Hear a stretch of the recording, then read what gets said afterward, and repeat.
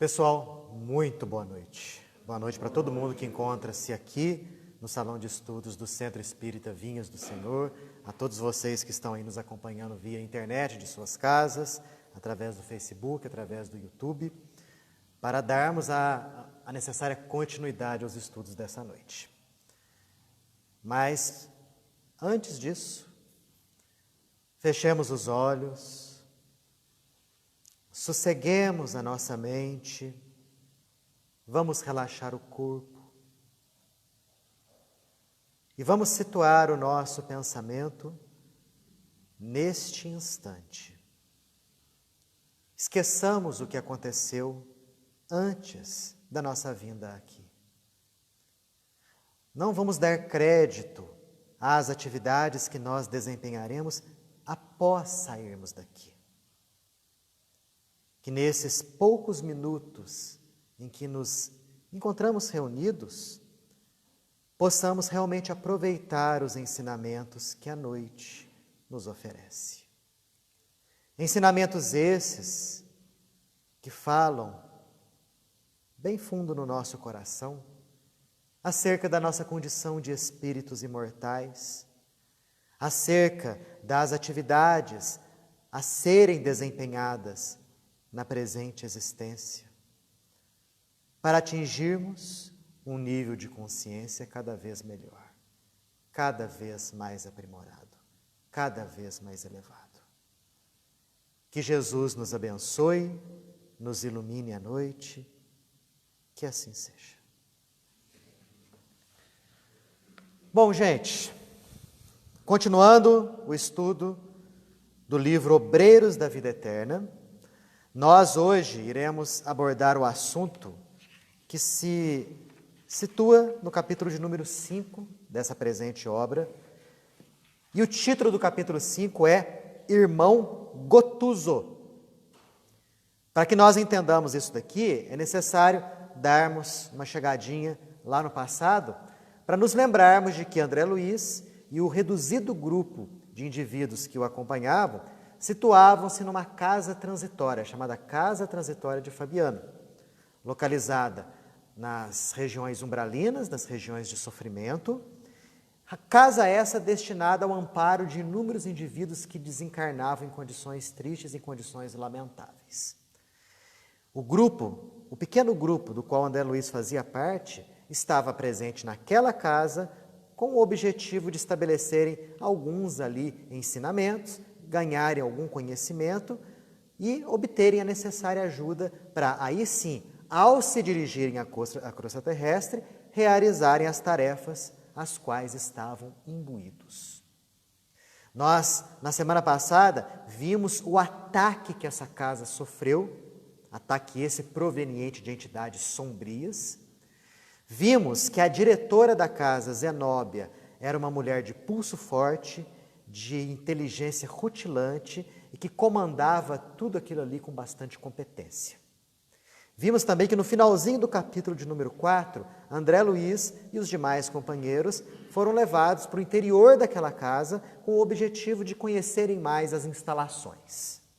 André Luiz pediu para entrar em contato com algum indivíduo lá que, como ele, havia sido médico na vida terrena.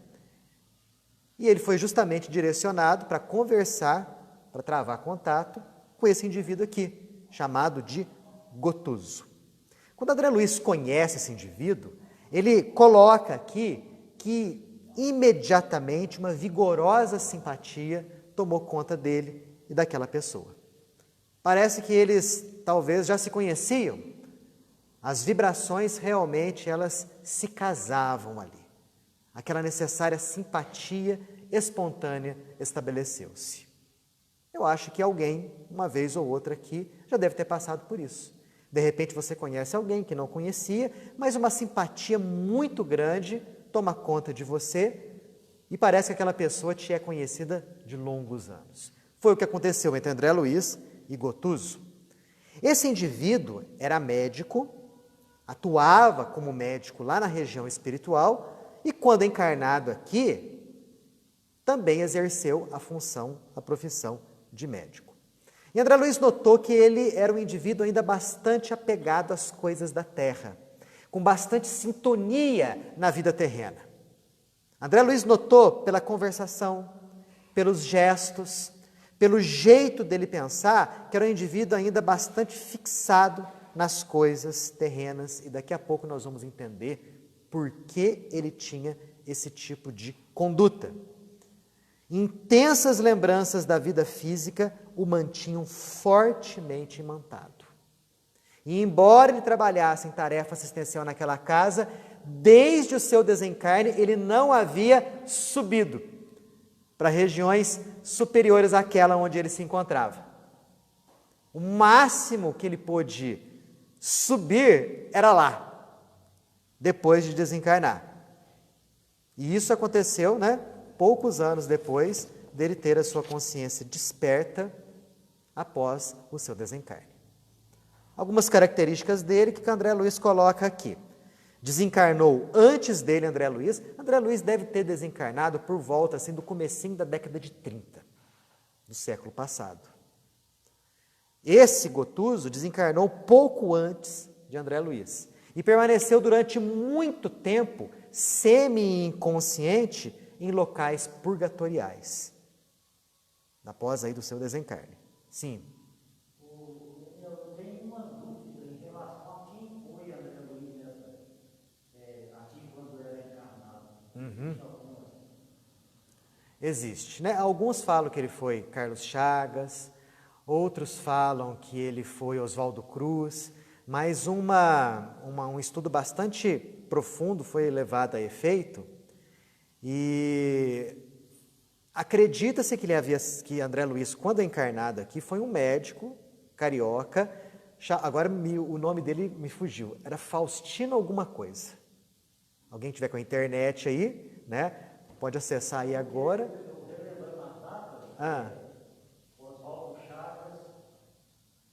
Oswaldo Cruz e Carlos Chagas. Sim. Porque André Luiz, quando o André Luiz escreve Nosso Lar, isso foi logo um pouquinho antes do início da Segunda Guerra Mundial, 1939. E ele relata, naquele livro, que ele havia permanecido no umbral por cerca de 7 ou 8 anos.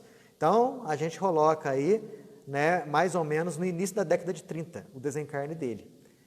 Mas ele foi esse médico aí, se não me engano é Faustino alguma coisa. Porque se foi tá? Carlos Chagas, aí não bate. Não bate. Não, já fizeram essa comparação. Já fizeram essa comparação da vida dele com relação à esposa, aos filhos, E realmente muita coisa não bate entre a biografia que André Luiz apresenta lá no início de Nosso Lar com a biografia desses dois médicos famosos aqui do Brasil. Certo?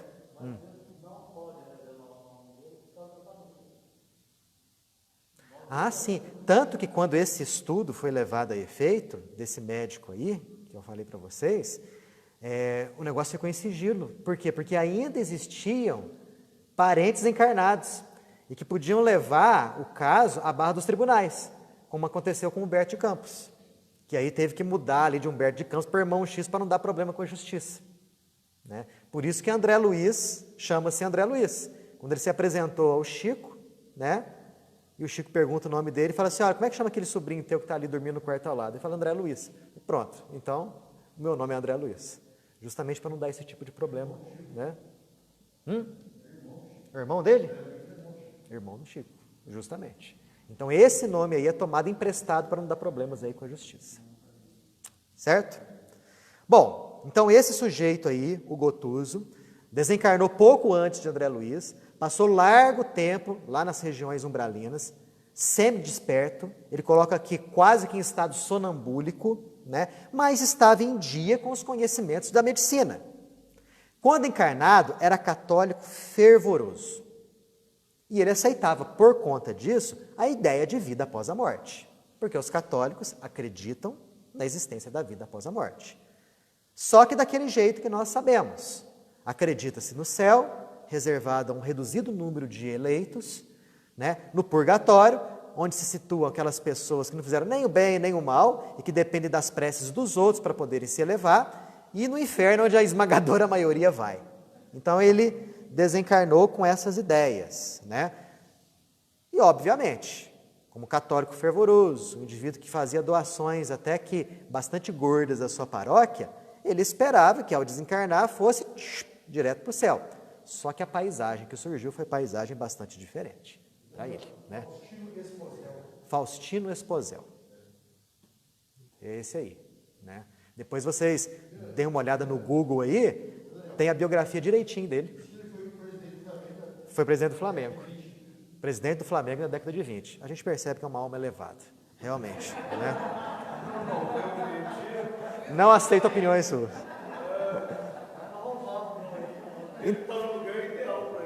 Então, esse indivíduo, o Gotuso, quando ele desencarna, achando que ia para o céu, obviamente encontrou paisagem diversa, né? E aí ele percebeu que morrer é só mudar de endereço, que a pessoa continua essencialmente como ela é. É aquilo que a doutrina espírita, obviamente, nos ensina. A morte não é um banho miraculoso de elevação espiritual. O indivíduo situa-se após a morte do exato jeito que ele é.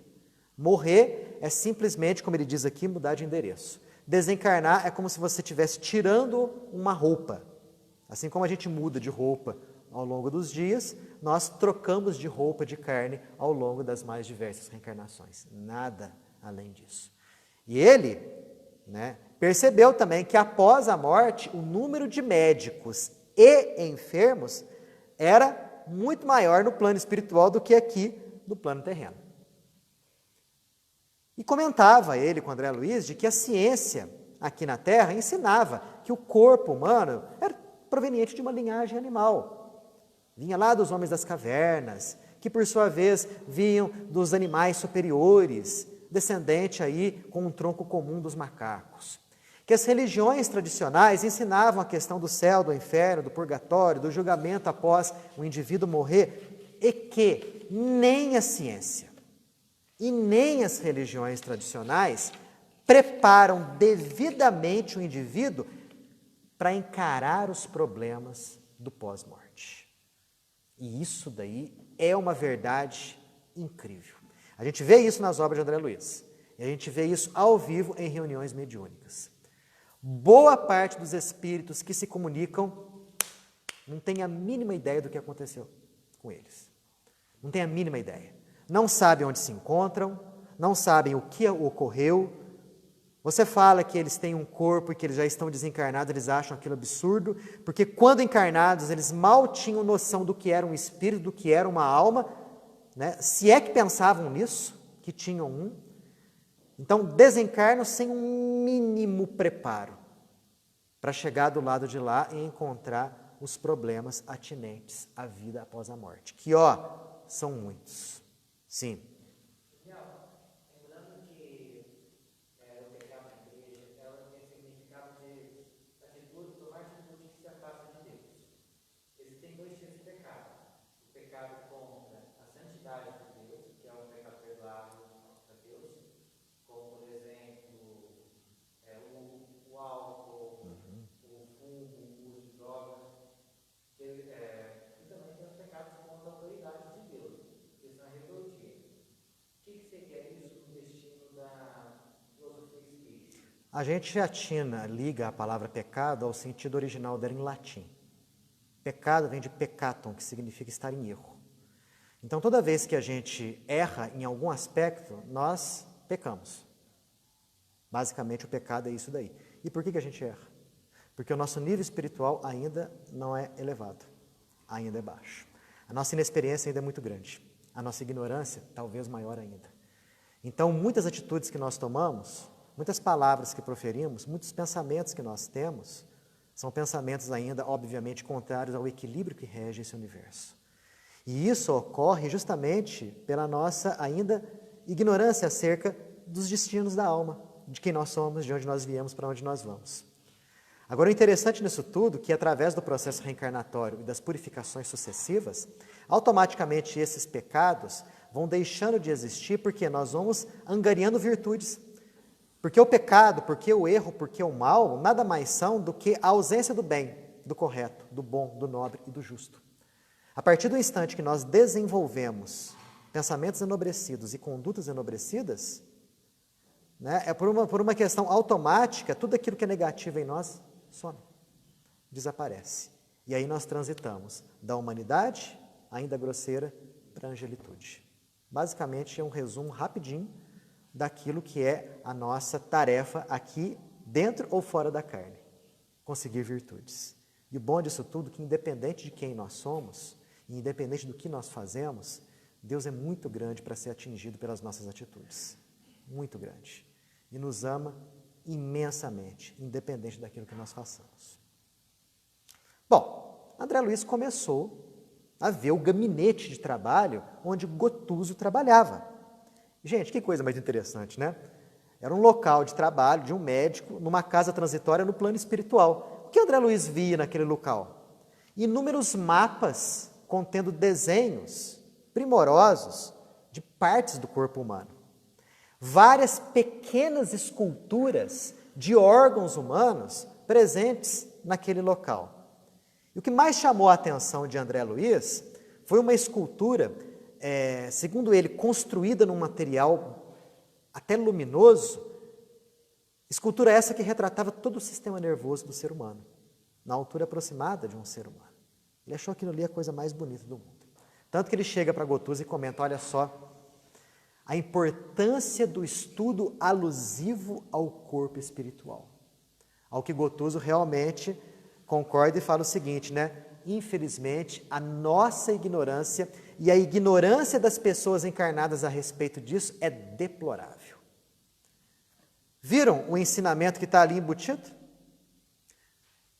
Mapas de corpos humanos, pequenas esculturas de órgãos, sistema nervoso e André Luiz falando a respeito da importância de nós conhecermos o corpo espiritual. Então, o corpo espiritual, ele é complexo.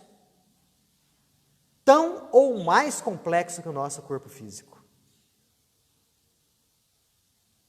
Aqueles indivíduos que se situam em regiões bem próximas a nós, aqui na crosta, possuem um corpo espiritual com um aparato muito parecido ou idêntico ao nosso aparato orgânico.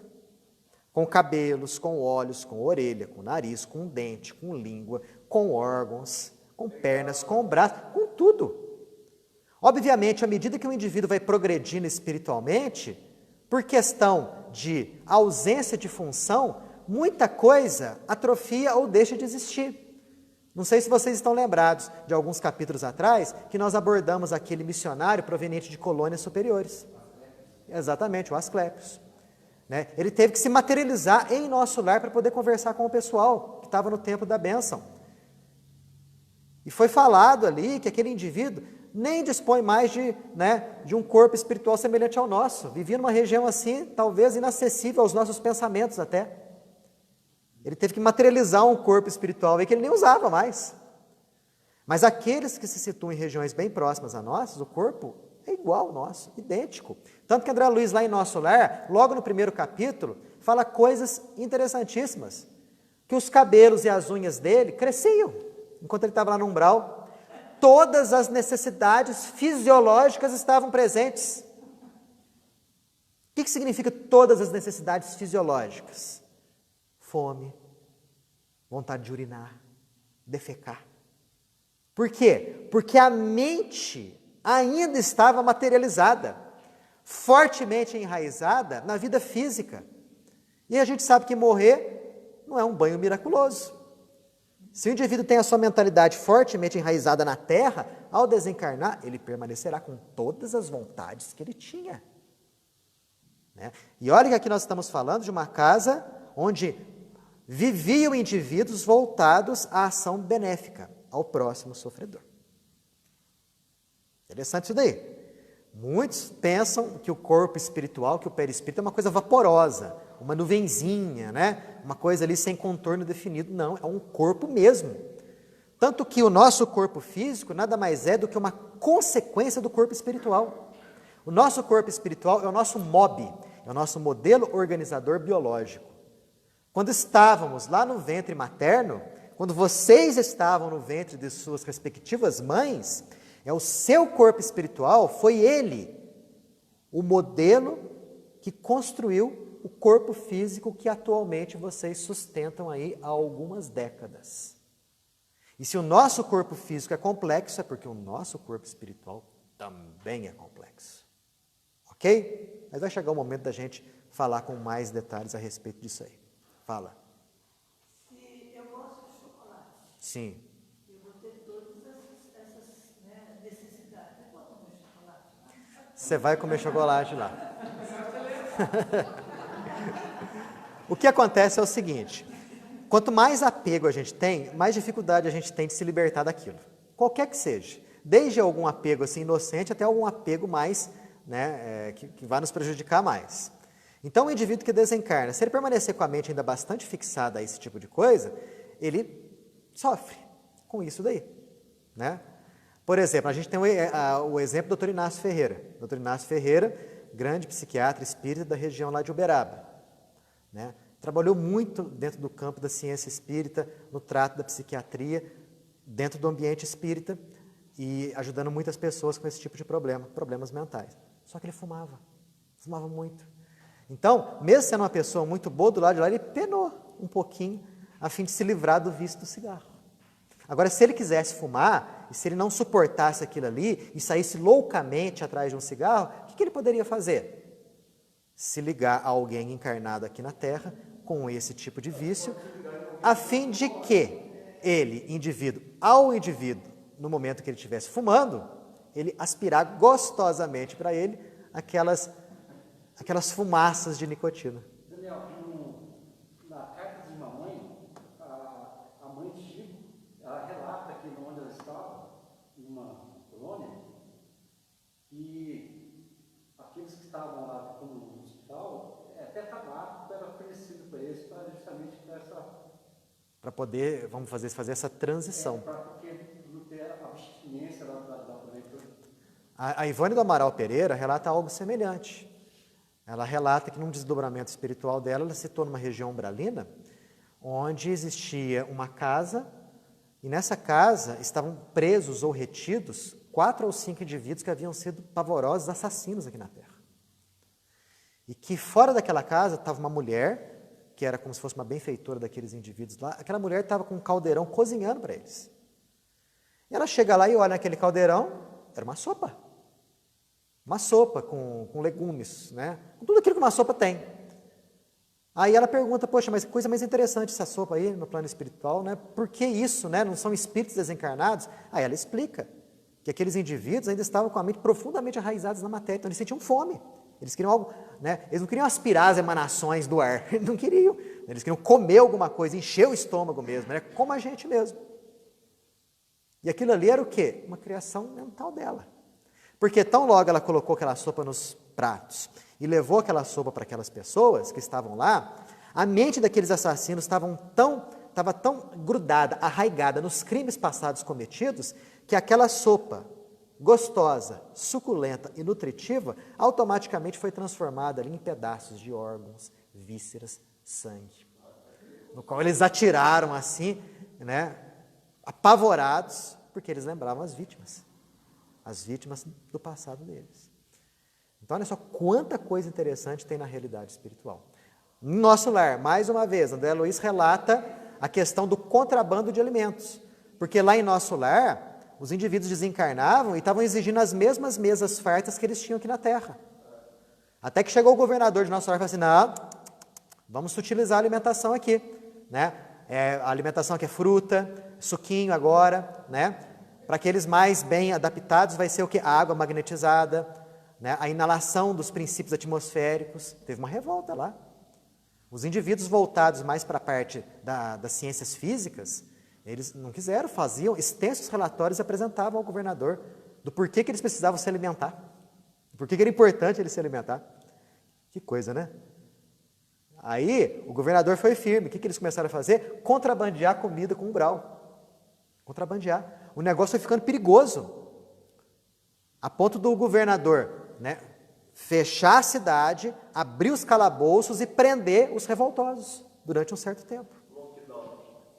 Mais ou menos um lockdown. Né? Quem tiver o livro Nosso Lar aí, né? O livro Nosso Lar, quando você lê estudando, aquilo ali, gente, é fantástico. Dá uma ideia do plano espiritual, que é uma coisa absurda. Sim.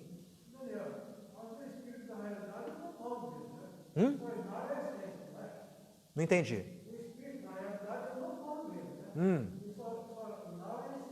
Olha, aqueles que estão bastante fixados ainda na matéria, com a mente profundamente fixada, eles ainda têm, vamos dizer assim, aquele hábito e aquela necessidade de comer alguma coisa. André Luiz mostra, quando esses espíritos ainda profundamente arraigados à matéria situam-se aqui entre os encarnados, aí sim, se tiver uma mesa de gente jantando ou almoçando, e existirem espíritos ainda ligados à matéria e sentirem fome, esses espíritos, eles chegam até a comida e aí sim, eles inalam, né, todas aquelas, como é que eu posso dizer assim, aquelas emanações da comida cozida, como se eles estivessem realmente se alimentando. Por isso que é importante nós espiritualizarmos cada vez mais a nossa mente, para chegar do lado de lá, a gente não ter trabalho com esse tipo de coisa, porque senão a gente dá trabalho. Por isso que é bom ficar velho, né? Porque quando você fica velho, você volta ao tempo de criança. É só mingar o estômago. Você vai pegando. Vai desapegando de tudo, né? Vai desapegando, às vezes, assim, do próprio corpo. Aos poucos é um processo de desencarne, se você for ver. Né? É um processo de desencarnação. Aliás, se você for ver, à medida que o tempo vai passando, nós vamos desencarnando. Muita gente tem medo da morte, né? Nossa, vou morrer, vou desencarnar. Nós já estamos em processo desencarnatório. A partir do momento que a gente nasceu e a partir do momento em que os anos vão se passando, nós damos um passo cada vez maior à nossa própria desencarnação. Claro que a gente não pode encarar isso de maneira mórbida, pelo amor de Deus, mas de maneira bastante tranquila e responsável, para que esse desapego possa acontecer de modo natural enquanto nós estamos encarnados, para depois não sermos forçados a desapegar com dor, com sofrimento do lado de lá. Quem que levantou a mão? Tu. No estudo passado, capítulo passado, você se referiu à questão da eletricidade como um objeto curioso, né? Eu estava lendo ontem no Livro dos Espíritos, na questão 427, sobre qual do item 5 do livro. Mas aqui eu achei, né, de relevância, diz lá, qual é a natureza do agente chamado fluido magnético? Sim. Ele diz, fluido vital, eletricidade animalizada, que são modificações do fluido universal. Seria alguma coisa nesse sentido? A energia da casa? Aquela energia da casa, creio que não, porque aí ele fala do fluido magnético, da nossa energia vital. É como se fosse um sinônimo do fluido magnético, é o fluido elétrico animalizado, nosso fluido vital. O que acontece na casa transitória lá é aquela eletricidade, né? Que os holofotes acendem, que a campainha acende, que toca, né? E tudo mais. Mas de onde que vem essa eletricidade? Gabriel, tem algum poste da CPI lá?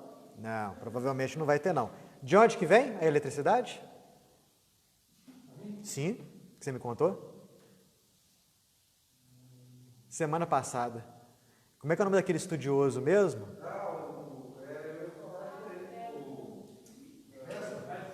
Nikola Tesla. Exatamente. A questão de como ele... Ah, foi tu? Ah, pensei que fosse... Um exemplo bem palpável. Ah, desculpa. São as baterias de calculadora, aquelas calculadoras solares. Sim. Elas não captam só a energia solar. Se tiver claridade do sol, não precisa. Tem o sol ali, só a claridade. Exato. Só a claridade. Então, o que acontece? Provavelmente lá existem mecanismos mais avançados de geração de eletricidade do que aqueles que nós dispomos aqui. Com certeza, é lá primeiro, né? É lá primeiro para depois vir para cá. Foi desenvolvido aqui é porque já existe lá. Já existe do lado de lá. A gente pensa que vai acontecer uma invenção aqui, na verdade a invenção aqui é só a materialização de algo que já existe do lado de lá. Já veio do lado de lá. A energia eólica, que é o vento, né? Bom, vamos voltar para cá. Aí o nosso querido irmão Gotuso, lembrando do próprio desencarne, né? Lembrando de que ele estava lá no leito de morte, agonizando, e o chamado Padre Gustavo falando para ele da futura vida dele com os anjos, aos pés de Deus, né? E ele fala o seguinte, provavelmente isso só estava acontecendo porque ele havia doado 5 contos de réis à paróquia, né?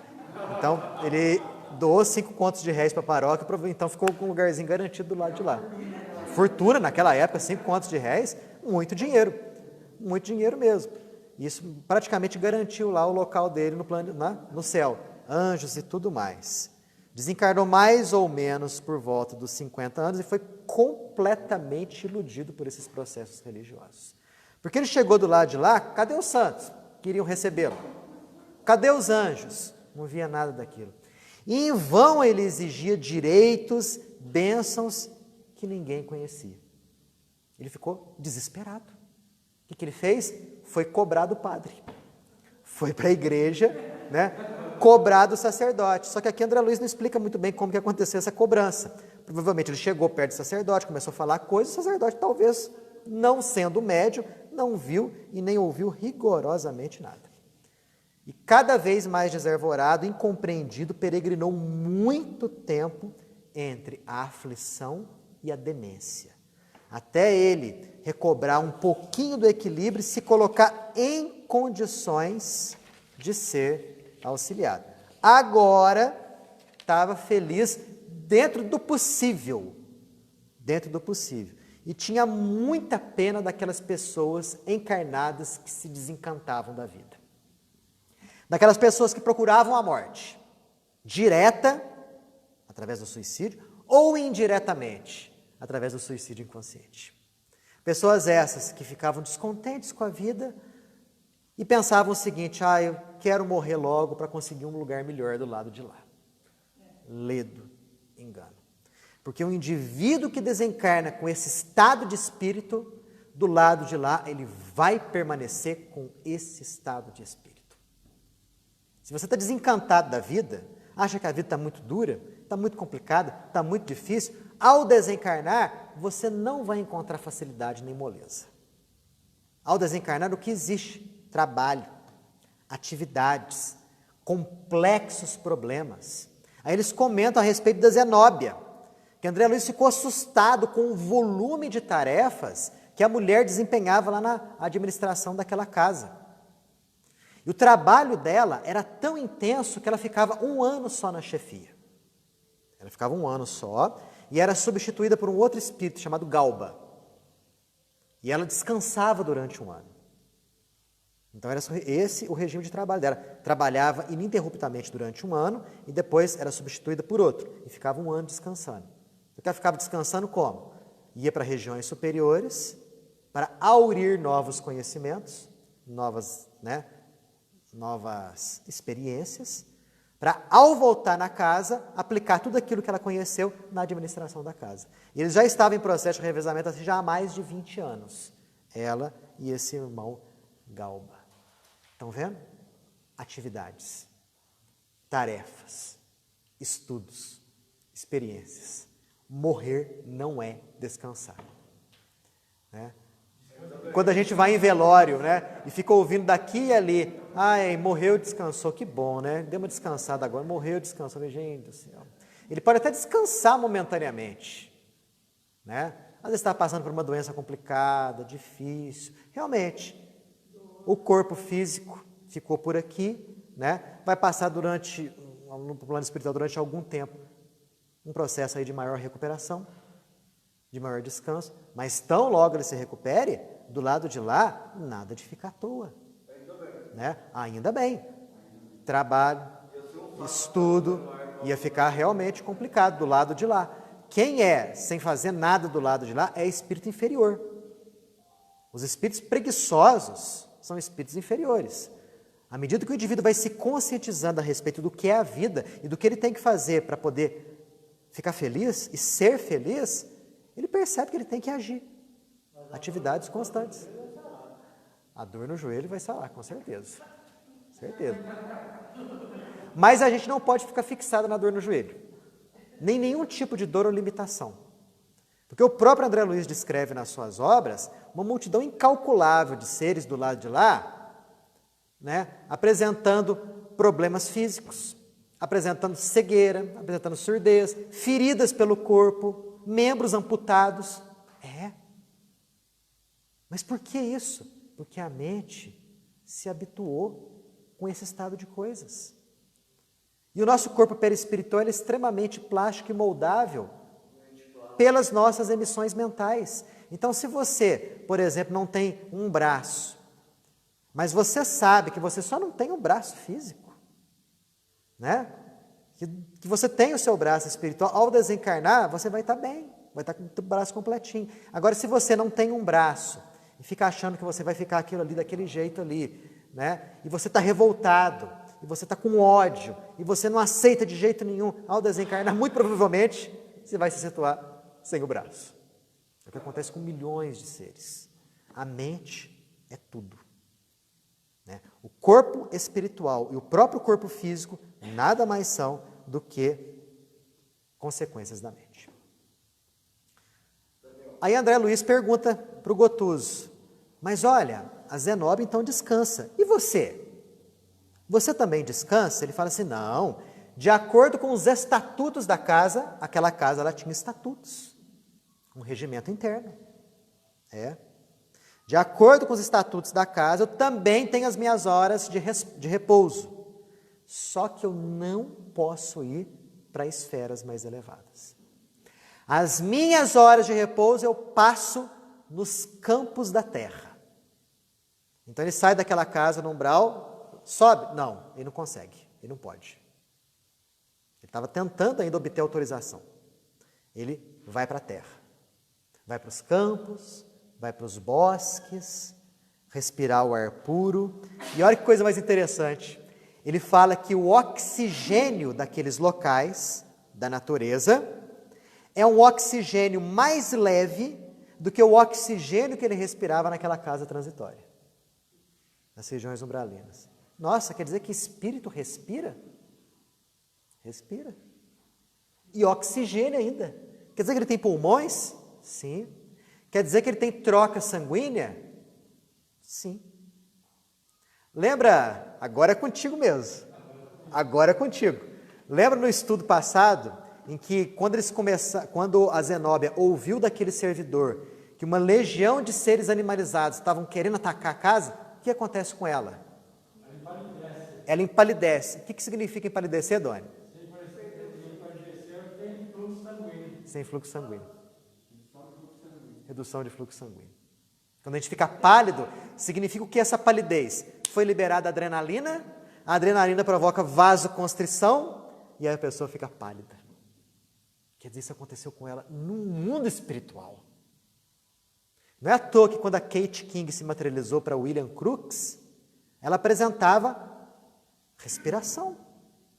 E Crookes comprovou que ela expelia dióxido de carbono, um espírito materializado. E tinha batimentos cardíacos, porque até a pulsação dela era medida.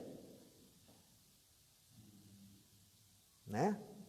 Por isso que morrer é simplesmente mudar de endereço. Nada mais, nada menos do que isso. Gotuso continua, questão do descanso dele, do repouso desse. As águas, as árvores, as flores, os frutos desses locais são livres das emanações de pensamentos humanos e estão cheios de substâncias divinas. Por isso que eu ouço de vez em quando aí um pessoal falar o seguinte, final de semana eu vou para a roça, reabastecer as energias, as baterias. Falam uma verdade, às vezes, sem se suspeitar do mecanismo que existe por detrás disso. O campo, segundo André Luiz, é excelente manancial de energias purificadas. O indivíduo realmente se reabastece de energias mais elevadas em regiões onde a natureza é livre das emanações pestilentas do pensamento humano. André Luiz ficou até meio entristecido com isso, né? Nossa, mas quer dizer que você nunca foi para as regiões superiores? Mas por que você nunca foi para as regiões superiores? Fala qual que é o motivo, talvez eu possa te ajudar.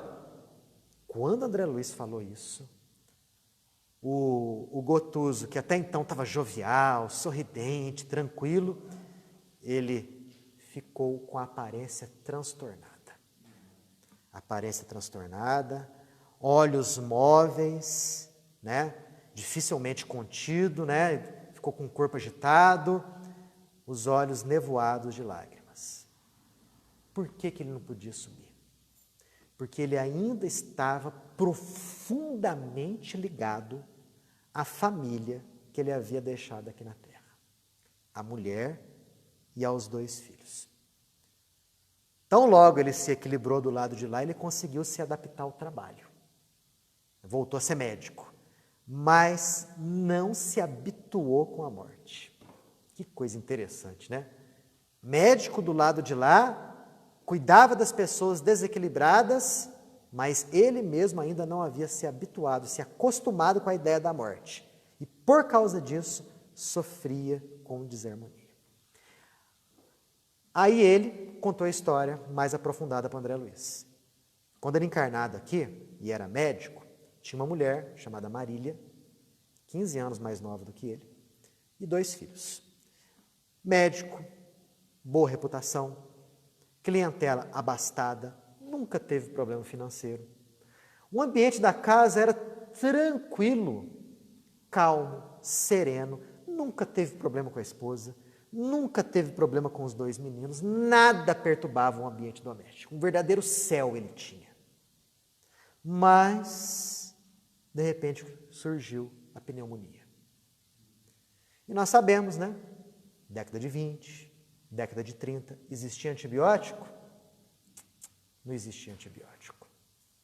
E ele sabia que a doença estava progredindo e que o desenlace era uma coisa que ia acontecer mais dia, menos dia, como aconteceu. Mas doía dentro dele deixar a esposa desamparada, deixar os filhos ainda pequenininhos. A mulher jurou fidelidade para ele até o fim. E ele embarcou naquela promessa do padre, né? De que ia morrer, ia se situar lá no céu, e lá no céu ia ficar velando pela mulher e pelos filhos. Só que a realidade, obviamente, foi diversa. Ele não se viu no céu. Ficou totalmente desequilibrado, totalmente desarvorado, demorou muitos anos para se equilibrar. Tão logo ele se equilibrou, a despeito das boas influências, das boas orientações dos mentores espirituais dele, ele quis ver a família. Os benfeitores sabiam que ele não estava preparado, mas ele quis ver a família. Voltou para a antiga casa, nada. Eles já tinham mudado. Aí que ele ficou apavorado mesmo. E esse desequilíbrio dele, instantaneamente o lançou para regiões umbralinas. Olha que história. Onde ele ficou um bom tempo também. Até que ele conseguiu escapar de lá e depois de muita luta, conseguiu encontrar a esposa e os filhos. E ela estava casada de novo. Estava casada com um primo dele, chamado Carlos. Esse Carlos sempre invejou a posição econômica dele. Tão logo ele desencarnou, o Carlos se insinuou junto à esposa, com aquela conversinha de não, agora eu vou cuidar de você, vou administrar teus bens e tudo mais, se casou com ela. Dissipou todos os bens que ele tinha, se enveredou em maus negócios, aliás, nos quais ele envolveu os 2 filhos do Gotuso. E ele chega na casa justamente um dia depois da Marília, a mulher dele, ter dado à luz ao 2º filho do casal. Ela estava na cama, com um bebezinho no colo, ele ajoelha do lado da cama, chora copiosamente e fala: o que foi que você fez comigo? Cadê o nosso lar? Por que os nossos filhos estão assim? Ela não ouve, mas ela sentiu. E aí começa a chorar copiosamente, pensando no antigo marido, no falecido. Né? E nisso chega o Carlos, o 2º marido, o primo. O Gotuso não aguentou aquela situação. Recuou, apavorado, e nunca mais voltou a casa. E já se passaram, depois disso, 10 anos. Ele não teve ainda forças suficientes para poder voltar naquela situação. Gente, olha só o perigo do apego, do egoísmo. Ele tinha um apego doentio pela mulher e pelos filhos. A gente não pode amar as pessoas? Apego não é amor, é egoísmo. A partir do momento que nós temos apego a algo, estamos intrinsecamente imantados àquilo. E desencarnar é mudar de endereço. Você do lado de lá tem outras tarefas, outras atividades, embora permaneça sentimentalmente ligado aos seus entes queridos e possa vir aqui, mediante a permissão devida, no intuito de auxiliá-los, orientá-los. Mas não era o caso dele aqui. O apego era muito forte. Exatamente, desapegar não é desamar. O apego dele era extremamente forte. Tão forte que o desequilibrou a ponto dele não ter autorização para subir a esferas superiores, enquanto ele não resolvesse esse processo, que era um processo inteiramente íntimo, interior. Que coisa, né, gente?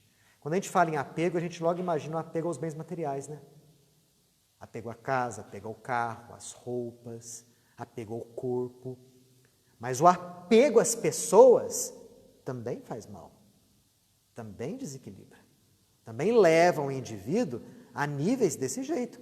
Dá para perceber que o Gotuso não foi uma pessoa ruim quando encarnado.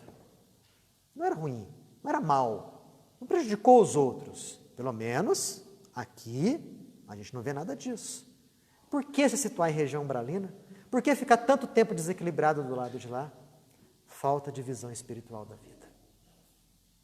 Lição para todos nós. O desapego deve ser constante, para tudo, para que o desequilíbrio não chegue dentro do nosso coração. Tu, Danilo? Sim. Você narrando o personagem do culto, falando do apego que ele tinha com a família aqui, né? O contrário pode ser a pessoa estar presente, porém não muito desejoso de estar aqui, uma espécie de reticência, uma saudade de querer voltar, não conscientemente querer desencarnar para estar lá. Mas, sabe, existe essa inversão, o que pode acionar nos distúrbios psicológicos? Existe, Danilo, existe sim. Existe aquelas pessoas que ao contato com a carne, com a matéria, com as dificuldades da vida, com os problemas, né, com o próprio karma gerado das ações passadas, ela não aceitar aquela vida, não aceitar aquelas condições, não aceitar a convivência com certas pessoas. E automaticamente ela pode buscar fugir de tudo aquilo ali. E uma das maneiras de fugir é esse desejo, meio que inconsciente, de voltar para um local melhor. É como se fosse uma lembrança inconsciente de regiões do plano espiritual, né, onde ela tinha equilíbrio e uma certa dose de paz, de felicidade. Né? Só que o indivíduo que mantém esse tipo de postura interior não está aprendendo com as lições da vida. E não é desencarnando que ele vai conseguir a felicidade que ele tanto deseja. Porque se a gente negligenciar as tarefas que a vida nos oferece, nós não vamos ser felizes nem equilibrados após o nosso desencarne. Muito pelo contrário. Muito pelo contrário. O que a gente tem que fazer é aceitar os deveres que a existência nos oferece, porque é justamente na prática desses deveres é que nós vamos ascender espiritualmente. E aí nós vamos nos colocar numa posição de relativa felicidade dentro ou fora da carne. Porque a vida é uma coisa só. Né? Você é um espírito, eu sou um espírito. É que momentaneamente nós estamos num corpo de carne, mas a existência, a vida espiritual é uma única coisa só. É que ora estamos dentro do corpo, ora fora dele. André Luiz viu que o Gotuso ficou todo desequilibrado com aquilo e decidiu mudar o rumo da conversação. Né? Sendo que antes disso ele falou, ô Gotuso, eu passei exatamente pelo que você está passando. Quem leu o Nosso Lar sabe disso, né? Quando André Luiz visita a família pela primeira vez, percebe que a mulher estava casada de novo. Né? E ele deu uma certa... No filme mostra, mas assim, o filme é uma linguagem diferente. Mas ele deu aquela desequilibrada.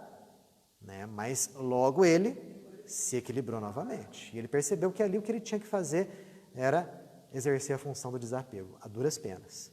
Tanto que ele ajudou, né, o próprio indivíduo que havia se casado com a mulher dele, que estava ali com uma pneumonia. Com uma pneumonia. e no outro dia estava melhor. Ele pediu o auxílio de uma amiga dele, Narcisa, a enfermeira, né, que foi até o campo, pegou umas essências de eucalipto, né, misturou na água do rapaz encarnado, né, e no dia seguinte ele estava bem melhor. Né? Então a gente percebe que o André Luiz falou isso para o Gotuso, falou assim, eu passei exatamente pelo que você está passando. Né? O egoísmo encarcera o coração. Ele falou justamente essa frase, o egoísmo é criador de cárceres tenebrosos. Mas aí o André resolveu mudar de assunto. Viu que ele ficou muito abalado, tudo. Então, Gotuso, as tuas atividades aqui se limitam à assistência aos enfermos? Ele fala, não, eu tenho outros campos de atividade aqui. Aqui eu também auxilio nas tarefas reencarnatórias. E ele pergunta para André Luiz, André, você já acompanhou um processo reencarnatório?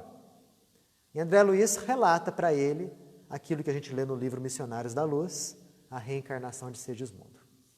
Relata tudo aquilo ali. E o Gotuso fala, olha, interessante, mas isso que você acompanhou ali, não acontece aqui. Aí você relatou o caso do indivíduo que se fez credor de uma boa assistência espiritual e que pôde até um certo limite planejar o próprio corpo, a própria existência, que foi o Segismundo. Quem lê o livro sabe do que eu estou falando. Aqui nós trabalhamos com seres endurecidos. Aqui nós trabalhamos com seres com revolta, com mágoa, com ódio. Muitos deles, quase todos, reencarnação compulsória. Os destinos e os planos para a futura existência são traçados por benfeitores residentes em planos superiores. E os futuros reencarnantes não opinam em rigorosamente nada. São reencarnações difíceis de serem feitas, complexas, reclama grande número de servidores, pelas vibrações de ódio, pelos antagonismos gerados. A aproximação da futura entidade que vai reencarnar, o futuro filho com os futuros pais, é sempre muito difícil, porque normalmente são inimigos que estão se aproximando. E há a rejeição do filho logo no início, antes do processo reencarnatório. Há a geração de ódios, moléstias e até do aborto criminoso. Então é muito complicado o processo reencarnatório dessas regiões aqui. E ele arremata dizendo, olha só a diferença de informações, né, André? E olha só as informações que a gente tem que receber. Prestem muita atenção nisso daí. Os que buscam a luz conquistam intercâmbio direto com sábios instrutores. Aprimoram-se e podem opinar acerca da futura reencarnação, que será uma bênção de aprendizado. Então, se você procura o bem, se você procura progredir, melhorar, eu estou falando no pós-morte, tá? Você vai travar contato com sábios instrutores, com indivíduos que vão te ajudar, que vão te orientar. E aí você pode conseguir condições de opinar acerca do seu futuro próprio corpo físico, dos futuros pais, das futuras tarefas. A reencarnação não vai ser tão pesada assim. Agora, para aqueles que se envolvem com o ódio, com o desequilíbrio e com as paixões, sofrerão a imposição do destino criado por eles mesmos. Quer ter uma futura reencarnação boa, melhor do que essa que vocês estão tendo agora? Vamos trabalhar enquanto estamos na carne para isso. Vamos trabalhar após o nosso desencarne para isso. Porque as coisas não caem do céu. Nós temos seres bondosos que intercedem por nós, sim, que nos auxiliam, que nos orientam, sim, mas nós sempre vamos receber de acordo com as nossas ações. É lei da vida. É a famosa justiça distributiva. Deus dá a cada um conforme as suas obras. É assim que a coisa funciona. É óbvio que mesclada a essa justiça existe a misericórdia. E a misericórdia surge justamente a partir do momento que o indivíduo se arrepende, né, busca fazer algo de bom. E aí o amor interfere nessa justiça. Ou, interfere não, age de mãos dadas com ela. Lembra do caso do Segismundo? O Segismundo foi assassino na outra vida. Matou Adelino, que ia ser o seu futuro pai. No entanto, se arrependeu e trabalhou tanto no plano espiritual que, ao reencarnar, ele pôde ter a bênção de receber um corpo completo. E futuramente ele ia ter um problema, né, cardíaco. Não precisava desencarnar vítima de um assassinato. Mas sim, um problema cardíaco que ia atrapalhar um pouquinho a vida dele, sim, mas que ia ser uma bênção para a existência futura dele. É a misericórdia divina andando de mãos dadas junto com a justiça. Esse tipo de coisa que a gente tem que pensar. André Luiz vê essas considerações todas do Gotuso e fala assim, nossa, rapaz do céu. Né? Mas você entende tanta coisa e ainda está tão apegado às coisas da terra. Ajuda tanta gente, tem tanto conhecimento profundo, mas ainda está tão enraizado na sua antiga família. E é difícil mesmo, né, pessoal? Uma coisa é você ter o conhecimento. Uma outra coisa é você viver de conformidade com aquele conhecimento. Ganhar conhecimento é a coisa mais fácil do mundo. Muito fácil. Você pega um livro e lê, você ouve uma palestra, você assiste, né, bons documentários, você ganha conhecimento fácil. Agora, você usar aquele conhecimento para moldar a tua conduta, aí que é o complicado. Né? É aí que a gente tem que realmente ter força de vontade, renúncia e se deixar guiar pela certeza de que aquilo que você fizer aqui gerará bons frutos lá para frente. Né? O Gotuso riu do André Luiz. Falou assim, não, André, eu sei disso. Tanto sei que eu já estou planejando aqui e estou vendo a possibilidade de no futuro reencarnar novamente no ambiente doméstico. Quer dizer, ou ele ia ser filho da esposa ou neto dela. Filho de um dos filhos. Né? Para voltar a amar de uma maneira mais controlada, mais purificada. Ou seja, sublimar o amor. A palavra sublimar é muito interessante. Significa você deixar para baixo, você decantar todas as suas impurezas e ficar só com aquilo que é puro. Né? O nosso amor, o amor que nós temos atualmente, é um amor ainda muito contaminado pelo egoísmo, pelo sentimento de posse. Né? Então nós temos que, à medida que vamos crescendo espiritualmente, decantar isso. Deixar de lado as impurezas e ficar só com um amor bastante puro. Ok? Perguntas? Observações? Sim. O estado materializado de regiões espirituais. Sim. Eu não sei se você se recorda uma das vezes que André Luiz a trabalho com outro benfeitor, adentrou em regiões assim, pesadas mesmo, e ele viu, parece que uma feijoada, alguma coisa assim, algum alimento num umbral pesado. Ele comeu, ele teve Não, você está confundindo. Isso daí que você falou está numa das obras do Dr. Inácio Ferreira. Não, André Luiz. André Luiz não tem isso. Isso daí é uma das obras do Dr. Inácio Ferreira, pela psicografia do Carlos Bacelli. Eu sei qual livro você está falando. Eu só não lembro do título do filme, do livro, né? Mas isso daí consta lá. Consta lá. Mas não é do André Luiz, não. Algo mais?